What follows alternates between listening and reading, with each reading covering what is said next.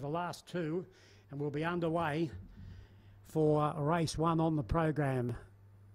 They're all in except Spinning Apple. He goes up. Starler on the platform. If you're on the favourite Theism here, yellow with a black Maltese cross. Ready, racing.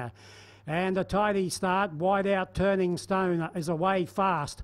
Away well too was Theism. Talamain's up there, and so too. Going along the inside is Tanner My Lady. They were followed on the outside by Spinning Apple, 2.5 Myron, and Fordo Astral Dash, who's last. They've got 900 to go, and Turning Stone's across onto the rail, and he leads by 1.5. Theism goes up to second, and third is Tanner My Lady. Top weight sailed up to fourth, Spinning Apple around Talamain, then Myron. And Astral Dash is 6 lengths away, last at the 600.